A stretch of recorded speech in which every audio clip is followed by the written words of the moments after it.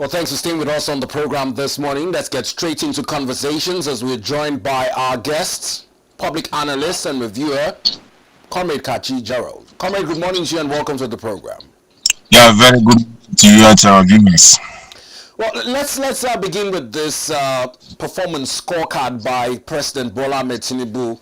His media center and the Ministry of Information and National Orientation have taken our time to list some of the gains they believe have been recorded in the last 2 years. They're saying that over 900,000 have benefited from the Presidential Loan and Grant Scheme. They're also listing 300,000 beneficiaries of the Student Loan Scheme. They're looking at external reserves, the amount of road constructions, a rise in our GDP in the last 2 years, which they say is the highest in 3 years. And also, when you look at the investments in oil and gas, they've talked about how much foreign direct investment has been attracted to the country. If you were to comment on his performance in office so far with these indices as listed, where would you place his performance? Well, so far we cannot say so good or so excellent, but then there are takeaways from these things that the presidency have listed, and one of the takeaways is Nel Fund. It is a piece of work that deserve kudos because it has taken burden away from parents, and help students, to harness their potential to concentrate with regards to acquiring knowledge and education. Because before now the issue of tuition or school fees has been a problem, issues of pocket money or feeding has been a problem. But now that there's a student loan, and at the same time they are being given pocket money, is a kudos for the government, and I think it's one of the dividends of democracy that every progressive minded person should encourage. Even though that it's not perfect, there have been a lot of reports and lacunas. Some sections of the country are claiming that they have been excluded, while some even graduates that are not supposed to be in the scheme are claiming that they have graduated, but they are still receiving some benefits that is associated with NEM fund. I think these are some areas. There are no perfect arrangements, so they should look back and look at those loopholes and perfect it. Then you talk about issues of infrastructure. Yes, there are evidence, it shows that this government have engaged in a massive construction.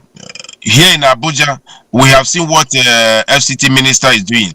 Then you look at what the minister for works is doing with regards to both highways and coastal highways and other project they have embarked upon. So I think they are doing better than even other previous governments from 1999 to date with regards to infrastructure, road infrastructure. So I give it to them. It's a thumbs up, and I hope they will sustain it. Then other areas of life, especially with regards to our economy, is the area that we need to, call for check and balances, put pressure on the government to see what they can do. These rolling out statistics, information that our GDP is growing, economy is bouncing back, whereas the realities on ground does not commiserate with what they are saying. Even the report from IMF and World Bank are contradicting what they are saying. These are the areas we need to ask them a lot of questions. We need to hold our government accountable. They should sit up. A situation where subsidy was removed, our naira was floated, and we saw the consequences on the life of ordinary Nigerians. They suffer heavily, and they move away from the dependent on the petrol to CNG. It's one of the good, wonderful piece of work that this government have done. But then, even in that moving away, people are suffering in getting that CNG at different filling stations. I don't think that we have up to 20 filling stations in Abuja here that are dispensing CNG.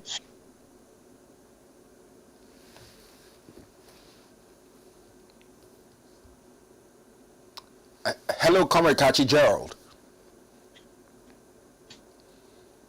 Well, Are you there? yeah, I'm with you. For a moment there, we lost you owing to glitches in the network. Pick up from where you left off. Oh yes. So in those areas, I think there should be enough work. And then these issues of sensitizing people, letting people know the benefit of CNG. Because there are always these conspiracy theory that are associated with the CNG, wherein if there are issues of explosion one place or the other, they will link it to CNG. They need to do more work in terms of sensitizing people, encouraging people on the benefit of CNG, because I see that even the CNG, some of the vehicles that are using it, it has not reflected in the drop of transportation. Because the essence of encouraging people to use CNG is to see how we can manage the price of, the exorbitant price of transportation that working masses, Nigerian people are suffering. So government need to do something there. Now, on the part of the working masses, one of the indices which the Renewed Hope agenda is saying that they have performed largely is the new minimum wage award. They have listed the 70,000 naira minimum wage as one of the ways they have addressed the plight of the working population in the country, whilst this concerns on the promise of CNG is not yet kept with. Does this count towards some of the gains under the Renewed Hope mandate? You see, when it comes to minimum wage and welfare packages, that is the area I think the government have not really done well. If you look at realities on ground, where you put it side by side to dollar, you say naira to dollar is almost around 1,600 naira today, and you are paying in a for 30 days a month, 70 or 75,000 as the case may be. If you convert it to dollar, it's not up to what somebody else in any other climate is in 4 hours work. Are we? Hello? I'm with you. Carry on. Hello? I can hear you. Carry on, please. Good. So if you look at areas that work per hour, like US or Europe or UK, that 70,000, 75,000, as the case may be, is not what a worker there earns in a day. So you can't hit your chest and be claiming that you have done very well. In the past 4 or 5 months, LEA here in Abuja, the capital city, the a city that's supposed to set the pace, that is the eye of that's supposed to be what we project to the whole world, what we are. The LEA, the primary schools, they have been on strike because of wage award, because of their salaries. So if primary schools in FCT, under the watch of the federal government, has been on strike for this long period of time, what do you say of the states? If you go to the area council will push it to the ministry. You go to ministry, they are just dilly-dallying with the people. Children are at home, not going to school. So when it comes to welfare of the workers, they are not taking serious. 3 weeks ago, I was very sick. I was rushed to a general hospital here in Abuja. They couldn't admit me. Reason they gave was the resident doctors are on a warning strike. So if there have been, wonderful work with regards to workers' wages or their welfare, this kind of things will not be happening. So in that area, they have not really done very well. There are very big halls for improvement they need to work on. You recall, just few months ago, there were these pensions, military pensions that blocked the Ministry of Finance for days because of their same welfare, because of their pension. You look at even the police are crying that they should be removed from those pension schemes where they put them, and see how they can harness their own differently. Because once they finish work, especially those from CP down, they struggle to even make a living. So issues of welfare for workers is not something that the government of the day can hit their chest and say they have done very well. Yes, in terms of infrastructure, they have done very well. In terms of student welfare, they have done very well. But these areas need work. You talk about energy sector. In these past 2 years, we have had over 20 national grid collapse. There have been promises of, it was under this regime that we are informed of people being placed in different bands with regards to provision of power supply electricity. They say if you are in bad air, you get up to 20 power supply. Here in Abuja, are we experiencing that? Even when they have hiked the power supply, are we experiencing that? To the point that even those at the villa could not even express confidence in what those at the power ministry are doing. They make budget of solar energy, alternative provision for power for them, for themselves, to the tune of over 10 billion. So there are a lot of rooms for improvement. There are a lot of lacunas that we need to cover. There are a lot of grounds that we need to cover. You talk about fights against corruption and bribery. Yes, at that point you can give it to President Bola Tinubu. There are certain level of fight we have seen, but it's not commiserate enough to put an end to what we are seeing. We saw him suspend one of his ministers, I think a minister for women affairs, I guess. We saw him through EFCC recover over 700 units of duplexes and apartments from MFL. You understand? We have he's doing in those areas of fight against corruption and bribery, but there's still more to be done. Take for example the year in view, 2025, where we have a budget of over 50 trillion, and there are reports that they pad that budget with over 11 trillion. What is this administration doing with regards to that padding? These are some of the questions we are asking. We need to see, even, of course, we saw our president, signing into law, making it mandatory that we should use things we produce. We want to see him leading from the front. We want to see all his vehicles converted to GAC, Nord, or Innocent, the ones we produce here. We want to see him patronize our specialists with regards to health management. We want to see him, where the things that we produce. It shouldn't be that you will tell us one thing and you are doing another thing. So he should lead from the front and make it mandatory that all his appointees should patronize what we do here. If you are a minister and you still have your ward going to school, they should school here. Whether in government school or private school, they should be here in this country and join us in building this country. It shouldn't be that you use our taxpayers' money or your benefits and you send your ward abroad. If you have right to do that, but if you must do that, you shouldn't be in this government. So they should lead from the front when it comes to, in terms of dividends of democracy, those some of the things they are preaching. Just like I mentioned this issue of CNG, we should see our government officials, the ministers, the senators, the reps, the governors, even the president, using CNG in their vehicles. It shouldn't be that you tell us to convert and we are still seeing you using those SUVs where you burn these petrols. Yes, we know that she had the capacity to burn it. Maybe the essence of converting to CNG is for those that are not able to, buy those petrol because of the prices. But then, as a leader leading from the front, we need to see it will boast a lot of confidence and trust and that gap that we have had with regards to the public, the led, and the followers. Now, Comrade Katchy, let's bring it down to some of the replies that the president's performance scorecard is getting by certain key players in the economic sector. To start with, manufacturers this morning are also naming some of the hurdles they have had to grapple with in the last 2 years, amongst which they have listed the burden of high credit and interest rates.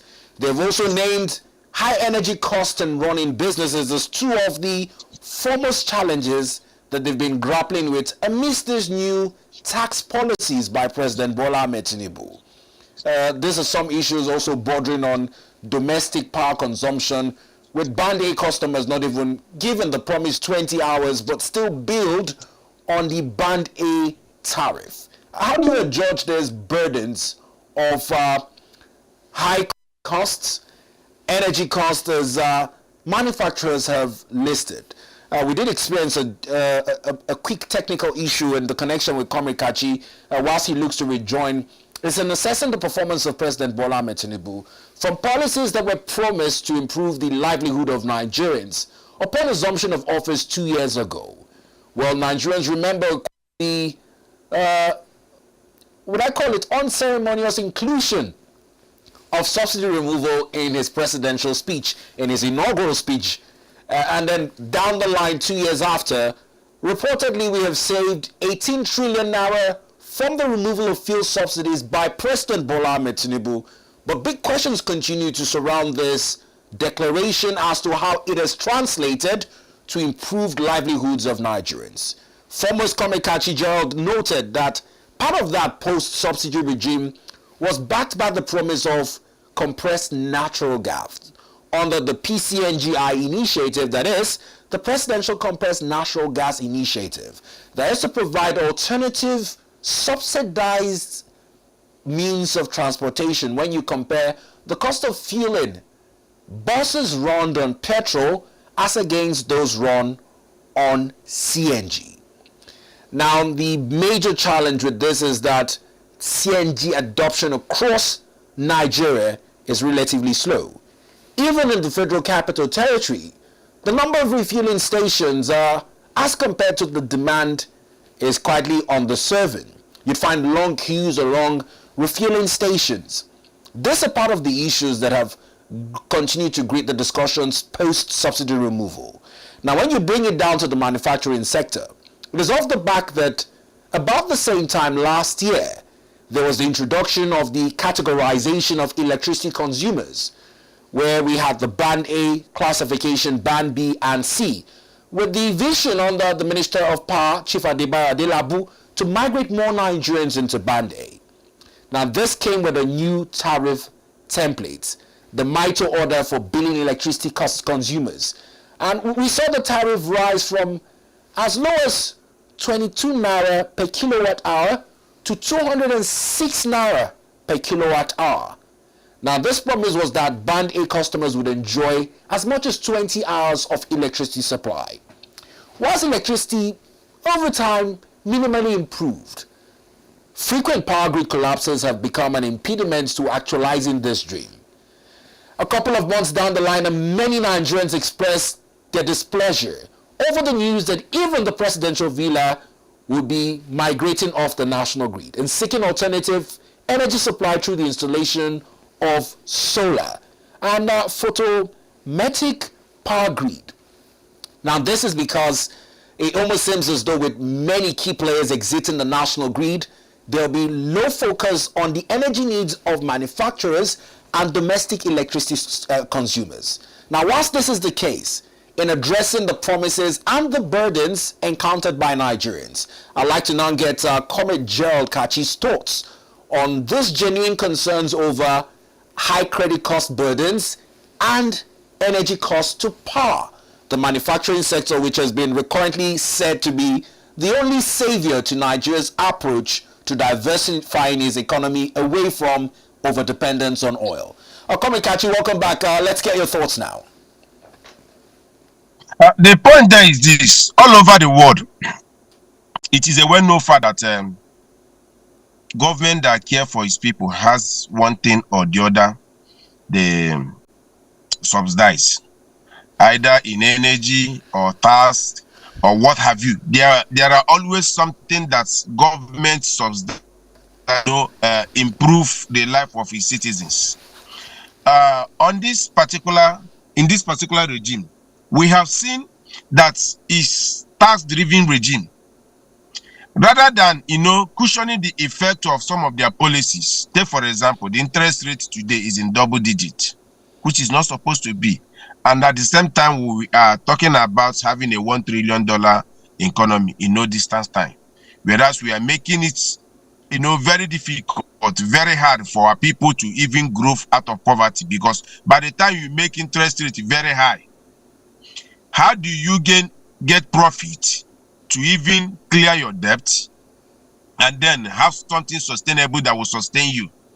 So it boils down that the final consumer will be the one suffering it. That is why we don't have a stable price when it comes to goods and services. What you get today in the markets, in a month or even a week's time, you go back to the same market, you discover that that's not the same thing.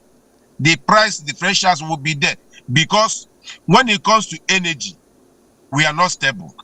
When it comes to tax, we are not stable. A situation where we have a multiple tax regime. Federal government will collect their own, state will collect, local government will collect. And that is why when President Tinubu engages in this tax reform, I gave him thumbs up. Let's see how we can harmonize all these multiple taxations together so that it will help in terms of manufacturers or productions to grow. Because as it stands today, it's difficult to engage in businesses or even in production. Here in Abuja, my wife runs a poultry farm. Poultry farm she runs, if for example she gets a day old chicken, or I don't know how they put chicks, a price today, by next month the price will differ. You get a bag of feed at a particular price today, and you want to use it to calculate your profit or what you will sell in the market. In less than 2 weeks or 3 weeks, you go back to the same market. The price will differ. So if we can see how we can regulate these prices, and the seed can be subsidized, even as government is not, they can say they can maintain subsidy on energy. See how they can reduce this bogus taxation on production, especially when it comes to custom and others, to help enable cheaper goods and services in this country. A lot of things will be good. And that is why we are struggling to compete with the likes of China and other countries. Some of the things we place ban on because we are producing them here. If you open ban or those restrictions and allow open